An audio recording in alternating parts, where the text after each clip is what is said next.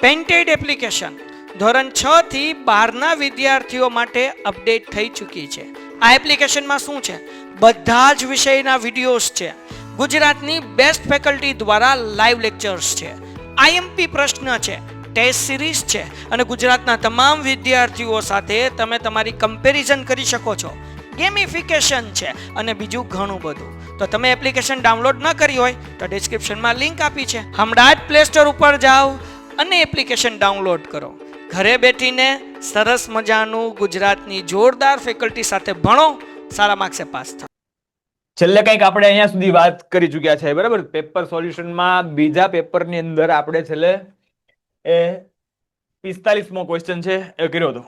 Ready? હવે ત્યાંથી આપણે આગળ વધવાનું છે.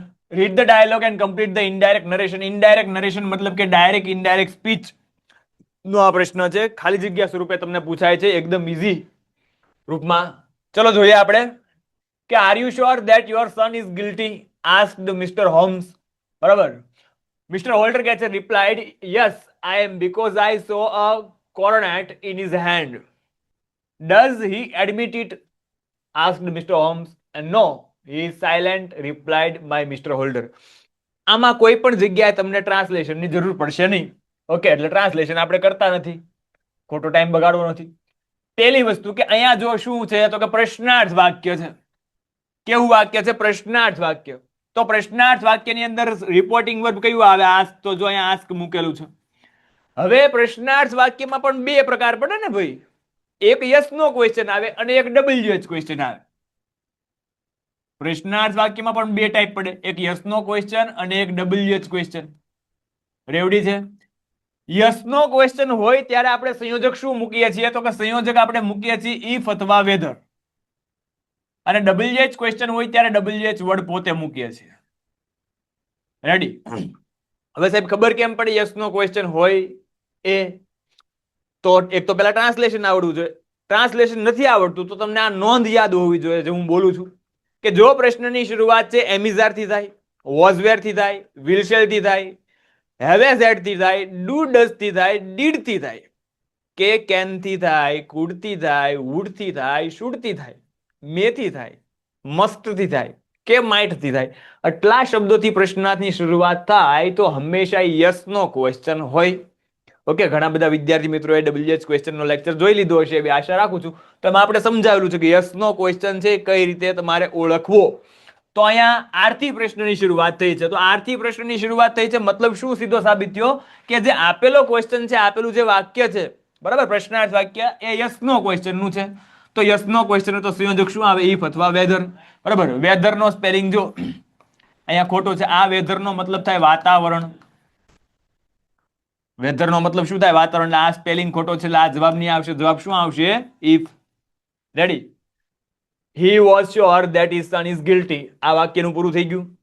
બીજું વાક્ય મિસ્ટર હોલ્ડર રિપ્લાઇડ. તો મિસ્ટર હોલ્ડર રિપ્લાઇડ પોઝિટિવલી. હામાં જવાબ આપે તો રિપ્લાઇડ પોઝિટિવલી. આવી ખાલી જગ્યા પણ પૂછાઈ શકે. પોઝિટિવલી, નેગેટિવલી, બરાબર, એવું તમને આપેલું હોય. ઓકે, જ્યારે યસમાં જવાબ આવે ત્યારે રિપ્લાઇડ પોઝિટિવલી આવે અથવા આન્સર્ડ પોઝિટિવલી આવે. જ્યારે નોમાં જવાબ હોય ત્યારે રિપ્લાઇડ નેગેટિવલી અથવા આન્સર નેગેટિવલી આવે. યાદ રાખજો. વિધાન વાક્ય છે તો સંયોજક મૂકવામાં આવે ધેટ આઈ એટલે હી વોઝ શ્યોર, બરાબર, his son was guilty because he, આ આઈ છે એનું થઈ ગયું છે હી. હવે કર્તા વત્તા V2 છે. શું છે? કર્તા વત્તા V2 મતલબ કે જ્યારે વાક્યની અંદર કર્તા પ્લસ V2 હોય, બીજું રૂપ આપવામાં આવેલું હોય, તો એ જે વાક્ય બને છે એ વાક્ય કયા કાળનું હોય? સાદા ભૂતકાળનું હોય. કયા કાળનું વાક્ય હોય? સાદા ભૂતકાળનું વાક્ય. આ જે વાક્ય છે એ કયા કાળનું છે? સાદા ભૂતકાળનું વાક્ય છે.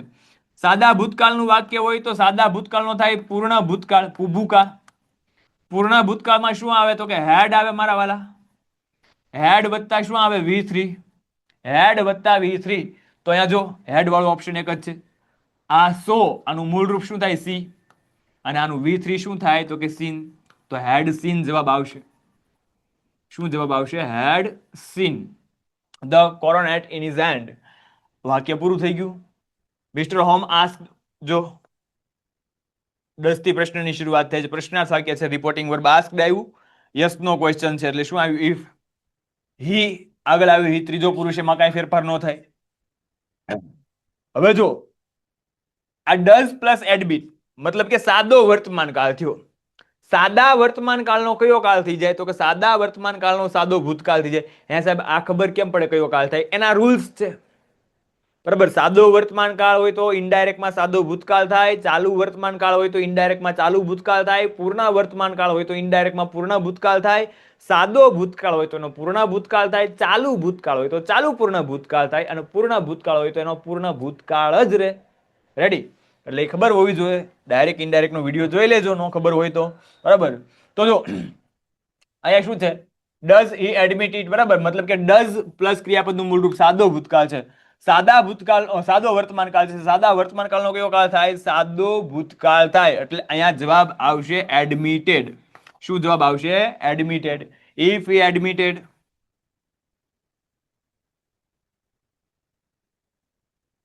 if he admitted it. Okay, ચલો. Mister holder replied. જો અહીંયા મેં તમને હમણાં સમજાવ્યું હતું કે નકારમાં નામાં જવાબ આપે છે તો રિપ્લાઇડ શું આવશે? પોઝિટિવલી કે નેગેટિવલી? હવે બધાને ખબર પડે.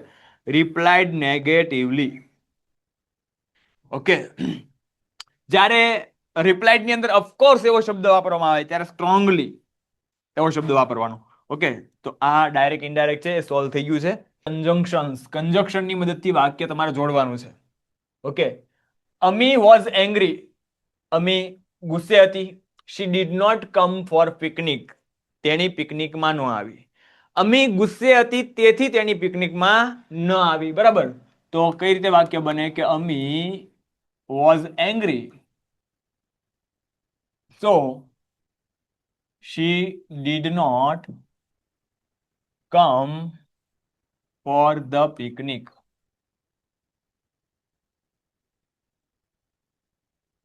રેવડી છે. ચલો, Kareena will not attend the party. She will not attend the seminar. નકાર વાક્ય છે અને બે ઓપ્શન તમને આપવામાં આવ્યા છે, પાર્ટી અને સેમિનાર.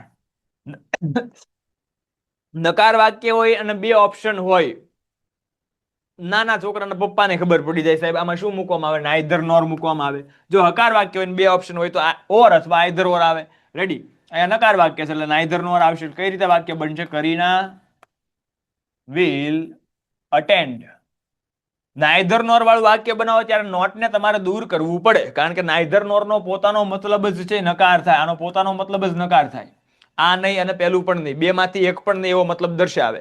રેડી? તો Kareena will attend neither the party nor the seminar. Okay છે?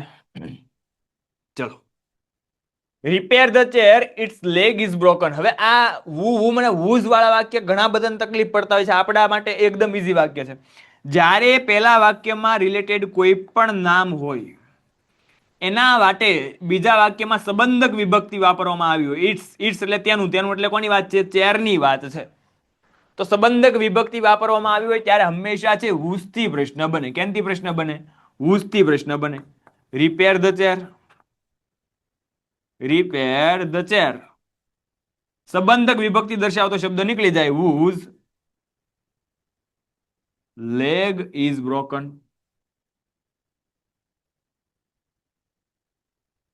ચેરને રિપેર કરો કે જેનો પાયો, લેગ એટલે પાયો થાય, કેવો છે? તૂટેલો છે. રેવડી છે? ચલો, next. Rewrite the paragraph, fill the blanks, appropriate words in the bracket, editing the text. Editing છે, એડિટિંગ નો પ્રશ્ન છે. 50મો પ્રશ્ન કે અવર ઇઝ અ ડેમોક્રેટિક કન્ટ્રી. આપણો જે દેશ છે ડેમોક્રેટિક લોકશાહી દેશ છે. બરાબર, ડેમોક્રેટિક એટલે શું થાય? લોકશાહી.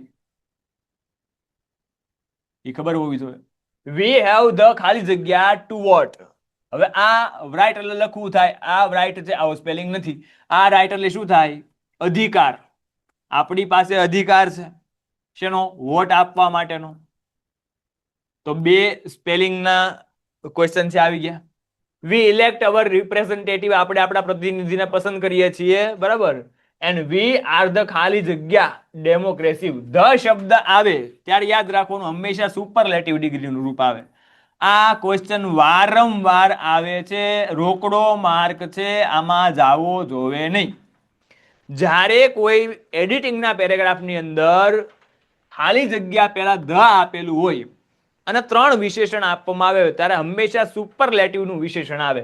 બરાબર, સુપરલેટિવના વિશેષણમાં શું આવે? આપણે કાલે કમ્પેરિઝન છે એ જોયું, તો એમાં આપણે કદાચ એ કીધેલું, ન કીધું હોય તો અહીંયા ધ્યાન રાખો. સુપરલેટિવના વિશેષણમાં ધ મોસ્ટ શબ્દ લાગેલો હોય, વિશેષણને શું લાગેલું હોય? ધ મોસ્ટ શબ્દ લાગેલો. દાખલા તરીકે બ્યુટીફુલ વિશેષણ હોય તો મોસ્ટ બ્યુટીફુલ આવો શબ્દ બને. ટોલ હોય ટોલ તો ટોલેસ્ટ આવો શબ્દ બને. કે મતલબ કે વિશેષણને શું લાગ્યું હોય? EST. કા મોસ્ટ લાગ્યું હોય અને કા તો શું લાગ્યું હોય? EST. ઓકે, જ્યારે છે આર્ટિકલ ધ હોય. આ રોકડો માર્ક છે, આ પૂછાશે જ્યારે તમે પેપર લખતા હશો, બરાબર, ત્યારે યાદ કરજો, એડિટિંગમાં ખાલી જગ્યા આવશે. મારે વાત થઈ ગઈ છે. ઓકે, એટલે રોકડો માર્ક્સ જાવો ન જોઈએ. ચલો નેક્સ્ટ સોલ્વ કરવાનું છે. કે the student ask the chief guest some question. વિદ્યાર્થીઓ ચીફ ગેસ્ટને કેટલાક પ્રશ્ન પૂછ્યા. અહીંયા વાક્યની અંદર કરતા આપવામાં આવ્યા છે. The chief guest was ask some question by the students. અહીંયા છે એક કર્મ આપ્યું છે. શરૂઆતની અંદર કરતા છે, અહીંયા છે કર્મ. ચલો મને આન્સર આપો તો આમાં પેરેગ્રાફમાં શું કરવાનું છે? મને આન્સર આપો તો ફટાફટ. શરૂઆતની અંદર કરતા છે, અહીંયા કર્મ છે. 2 કર્મ વાળું વાક્ય છે. જો student ask chief guest some question. વિદ્યાર્થીઓએ ચીફ ગેસ્ટને કેટલાક પ્રશ્ન પૂછ્યા. શું પૂછ્યું? કેટલાક પ્રશ્ન. અને કોને પ્રશ્ન પૂછ્યા? તો ચીફ ગેસ્ટને. એક આ કર્મ છે અને એક આ કર્મ છે. 2 માંથી કોઈ પણ કર્મને લઈને તમે વાક્ય બનાવી શકો છો. રેડી છે? તો જો આપણે અહીંયા વાક્યમાં ડુ એસ ડાયરેક્ટેડમાં મુખ્ય કર્મ શું લીધું છે? ચીફ ગેસ્ટ લીધું છે. સોલ્યુશન કરીને આપ્યું છે કમ્પ્લીટ. તો ધ ચીફ ગેસ્ટ વાક્ય કયું છે? ભૂતકાળનું છે, V2 છે. તો ભૂતકાળના વાક્યમાં શું આવે? તો કે ભૂતકાળના વાક્યમાં પેસિવમાં આવે વોઝ વેર વત્તા ક્રિયાપદનું V3. વોઝ વેર વત્તા ક્રિયાપદનું V3. ચીફ ગેસ્ટ એક વચન છે એટલે શું આવશે? વોઝ, ક્રિયાપદનું V3. આસ્ક, જેને ઈડી લાગ્યું હોય એનું બીજું ને ત્રીજું રૂપ છે એ સરખું રહે. બરાબર, તો chief guest was ask some question by, પછી કરતા by students. Ready? He did not skip any question. આ બેઠે બેઠું લખી નાખેલું છે. ઓકે, તો જો he did not skip any question આવું છે. he did not skip any question. તો આમાં કર્મ કયું છે? any question. શું એને સ્કીપ ન કર્યું? તો કે any questions. any question એક વચન છે. was, did નું શું થઈ જાય? was where થઈ જાય. was not, skip નું ત્રીજું રૂપ skip. by him, એનું થઈ જાય by him. Ready? He was enjoying the discussion with the young students. બરાબર, તેઓ છે એ યંગ સ્ટુડન્ટ્સ, જે યુવાન વિદ્યાર્થીઓ હતા, એની સાથે ડિસ્કશનનો આનંદ માણી રહ્યા છે. બરાબર, શું માણી રહ્યા છે? તો કે ડિસ્કશનનો આનંદ. તો discussion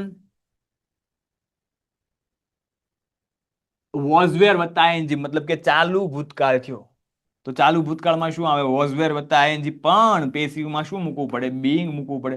the discussion was being. પેસિવમાં બધે ક્રિયાપદનું કયું રૂપ આવે? V3. બરાબર, એન્જોયડ.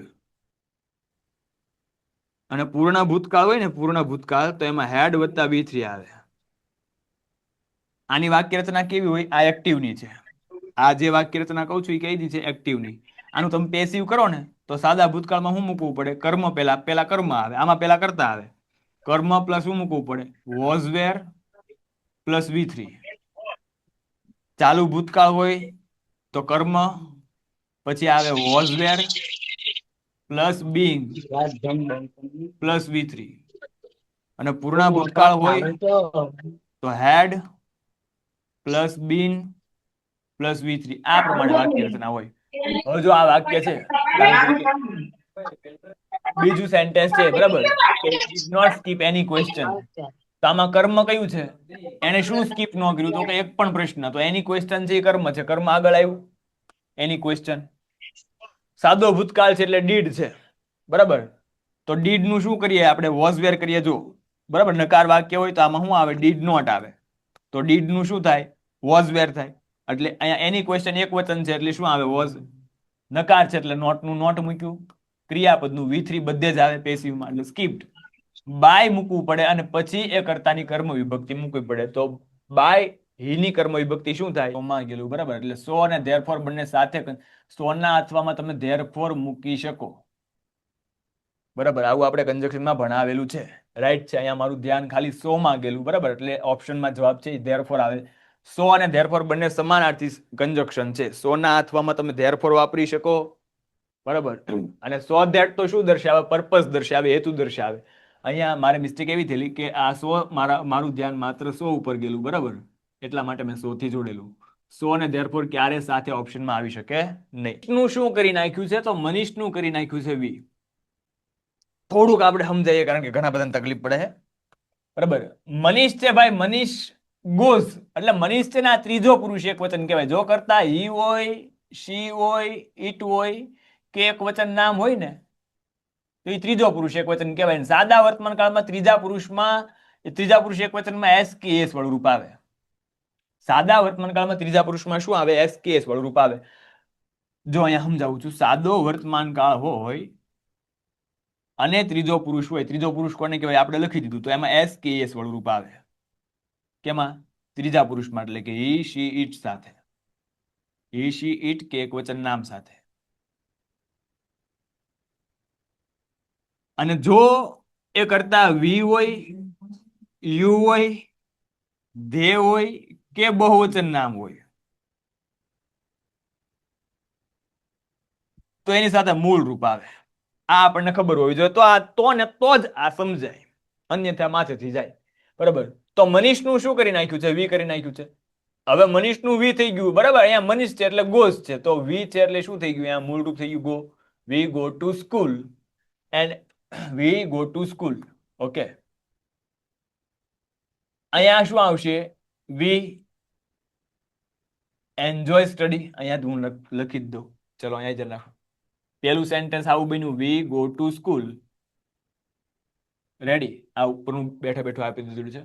હવે અહીંયા વી હી છે, હી નું શું કરવું પડશે? વી એન્જોય છે, બરાબર, એસ કે એસ છે તો મૂળ રૂપ થઈ જાય we enjoy studying. Ready. But today he has two go to his village. But નું બટ એઝ ઇટ ઇઝ રે, ટુડે નું ટુડે એઝ ઇટ ઇઝ રે. હી છે એનું કરવું પડે વી. હી શી ઇટ કે એક વચન નામ હોય તો એની સાથે આવે હેઝ. વી યુ આઈ અને દે હોય કે બહુવચન નામ હોય તો એની સાથે આવે હેવ, એટલે વી હેવ થઈ જશે. We have to go to his village.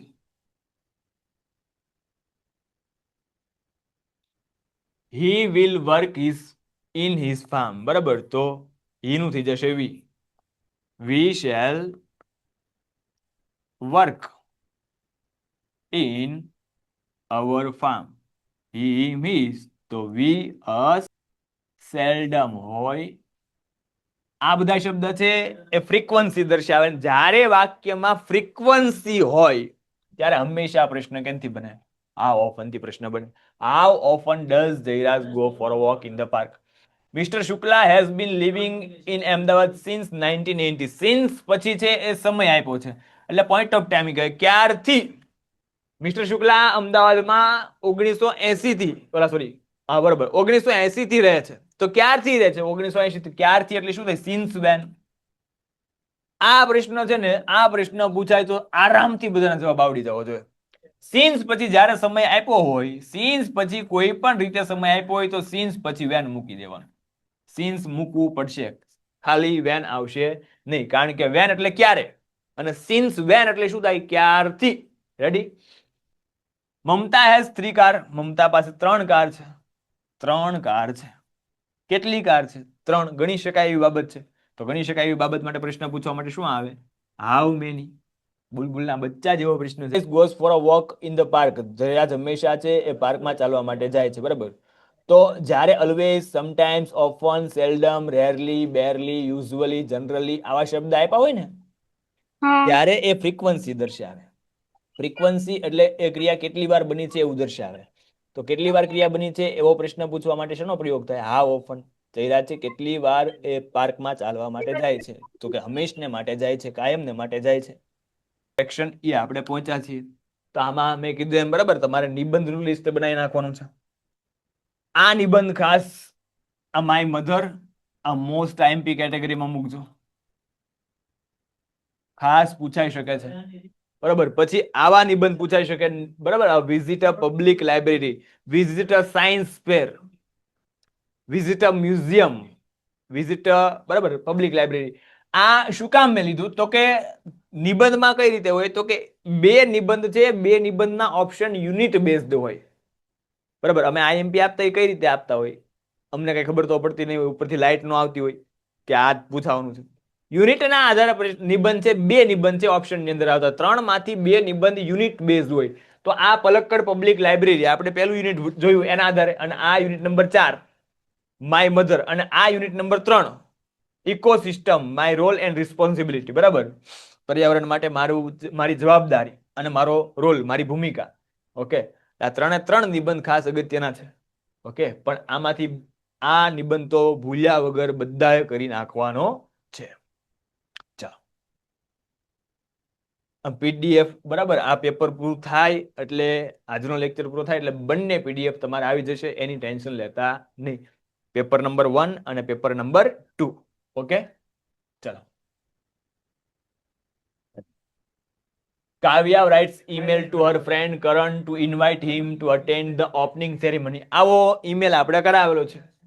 Opening ceremony ને બદલે, બરાબર, બર્થડે પાર્ટી છે આપણે સમજાવેલું છે, બરાબર. ઘરની ઓપનિંગ સેરેમની છે, એમાં એને એટેન્ડ કરવા માટેનું ઇન્વિટેશન છે.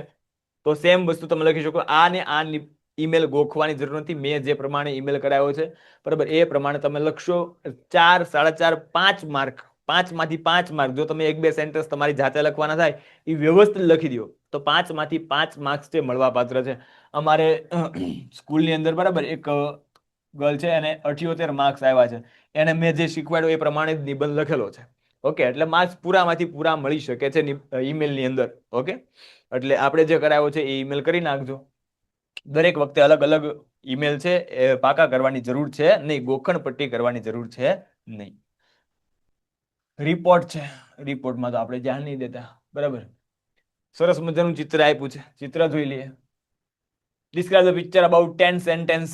હવે જો અહીંયા ધ્યાન રાખજો, ઘણા બધા વિદ્યાર્થીઓ એક આમાં ભૂલ કરે છે. શું કરે? તો આ પોઈન્ટ પાડે.